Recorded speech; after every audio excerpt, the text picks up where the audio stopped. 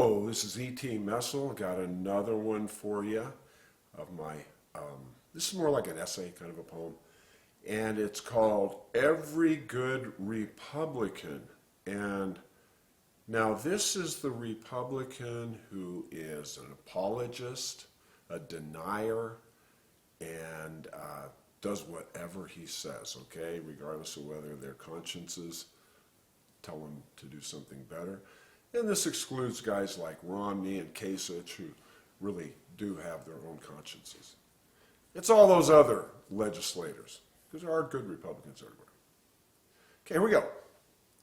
Every good Republican knows the nose has got to grow to keep this economy going for their wealthy friends and their donor rolls. Every good Republican knows, no matter what his conscience says, defend, enable, reinterpret quotes from the Orange Ogre, because every good Republican knows they have never deregulated their business buddies at this rate, provided them such massive tax breaks, and have never filled such a numbing number of court seats with skillless, young, Breitbart-raised ideologues as they have behind the clown antics from the White House. But now, corporate shareholders' new demands for greater profits must be met, and every good Republican knows they must somehow also draw down the debt. How's a good Republican going to give his buddies another corporate tax break with a budget deficit? His last corporate tax break swelled to $25 trillion, $583 billion, $137,364,237. That's $77,621 for every person living in the U.S. the U.S. owes. I don't have that kind of money lying around to help. Do you, your mate, and your kids each? Every good Republican knows, as they give another in a long series of huge tax breaks to the wealthiest, most of whom use tax loopholes already, who could help our poor government the most. Most corporations pay none. When the richest pay the least, that's less money in taxes they have to pay that debt down. So how does a good Republican plan for the next tax break when he's facing a $25.5 trillion debt growing every day with interest? Every good Republican knows that executive orders and legislation passed in a majority Republican Senate can do away with only so many safety net programs for peasant America.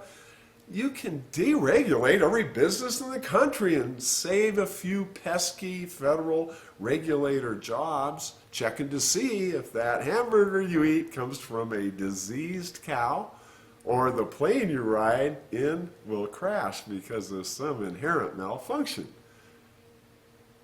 You can just not forgive inner city teachers their school debt you promised you would for teaching the poor in dangerous neighborhoods. But every Republican knows that's all a couple of grains of sand in the debt beach.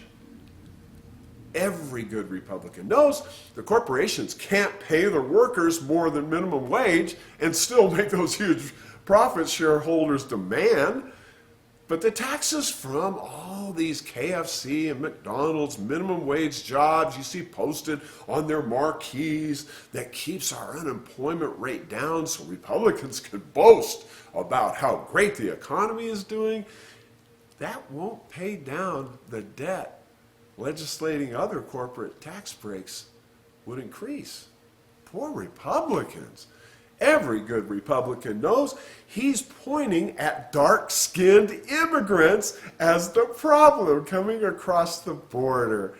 Glad to do the starving wage jobs that good Republicans' white nephews and nieces refuse to do. That it's not immigrants keeping Americans unemployed. What's keeping them unemployed is real science. It's economic progress. It's corporations getting cheaper labor in poorer countries across the sea and sneaking over Trump's wall into Mexico to find workers to replace overpriced white U.S. workers. And it's robotics that are keeping the nation's nieces and nephews or underemployed after high school and college. Every good Republican knows there are too many people being born in the U.S. each day to supply jobs to those kids 16 years from now. Every good Republican knows as they pack the courts with pathologically right-wing nutjob judges, Roe v. Wade will be reversed, and the number of dark-skinned and poor white puppies popping out of poverty mamas will skyrocket. Every good Republican knows that there are only so many throw a basket of frozen fries into the bubbling grease jobs or change that white supremacist old woman's diaper and clean the shit off her wrinkly old ass as she's spewing racist expletives at you, jobs available. Every good Republican knows that for centuries and centuries, the powerful killed off surplus population they couldn't employ by starting a war, in which they marched huge lines of their armed young impregnators face to face into huge lines of another country's armed young impregnators, and they just mowed each other down into corpse fields. But every good Republican knows kids know too much now to volunteer to die in our endless stream of wars. Plus, technology and robots created using real science have made it easier to have endless streams of war with minimal deaths to our young impregnators. But every good Republican knows that this drone and bomb war is every bit as expensive as the large army war because the profits the weapons corporations demand they earn from government contracts. Keeps the same level. Every good Republican worries how he's going to keep his promise of more corporate welfare in this new world he's created, along with help from his Democrat buddies he likes to spar with. How is a good Republican going to rid his country of all the new right-to-life babies born? Every good Republican knows that by far the largest expense for the U.S. government is Medicare and Medicaid, and the second largest is Social Security, each way more than we pay for Raytheon bombs and Boeing bombers. And now we have the baby boomers retiring and doing nothing for the economy but sucking out federal tax dollars that prevents a good Republican from giving another corporate needed tax break. All those useless old people getting sick and breaking their hips all the time, and all those poor people and disabled sucking up all the tax dollars in the Medicaid programs those horrible Democrats promised them. On top of that, all our huge corporations are having less profits to skim, having to pay these old fucks the pensions they had to promise them way back when they needed them to work because of all the impregnators killed off in World War II, Korean War, Vietnam. How do we get rid of these people? Draw down the expense they are to our government. Every good Republican knows something has to be done, and quickly. Quote, Well, we better tell them to stay at home, that we're finally going to get masks and gear to the medical workers. This COVID-19 thing isn't going away like we thought, unquote. Quote, wait, before you have the press conference, does anyone, the CDC, U of Washington, Johns Hopkins, have any info on who's dying, unquote?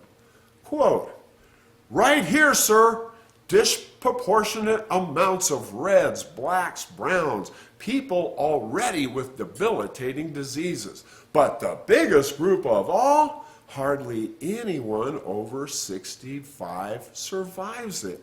COVID-19 is running rampant through poor neighborhoods, old folks' homes, prisons, detention centers.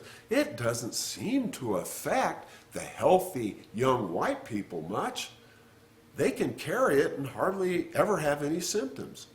They just give it to the weak or old or burdens, who then usually die, unquote. Oh my God, you're kidding. This is just what we need, what we've been looking for. Poor neighborhoods, old folks' homes, prisons, all the useless, the dark-skinned, the poor, the suckers of federal money. I can't believe our great good luck, unquote. Quote, wait, certainly we don't need the blacks and browns and the disabled. They are such a small percentage of the population, but those white elderly always vote, and they overwhelmingly vote for us. Don't we need them, unquote? Quote, oh, come on. Have you been to a rally lately? Do you know how racist secretly or overtly all of white America is? Even the liberal whites? Don't worry about our numbers. We just have to keep playing the race card. Do or say nothing that would ever offend all those racists and supremacists we can always count on. We talk about the scary browns at our border or for the secret racist, and we have our win. We don't need these old farts anymore, unquote. Okay, quote, new direction. At the press conference, talk, open up the economy, reopen the schools now. No one wears a mask, not even the doctors and CDC. If you don't wear one, they won't, unquote. Quote, what if I get it, the virus, unquote. Quote, don't worry, we'll have the best testing right here for you, not available to anyone else in the country. We'll make all the staff wear masks when the cameras aren't rolling so you don't get it. And they get tested and temperatures or they go home. The mask just keeps the wearer from spreading it. If you don't have it, who cares if you wear one, unquote. Quote, just think, productive, healthy, white kids cooped up in their homes, and suddenly we say, get back to work. Go to the bars, go to the restaurants, go visit your grandparents, go to work, go to school.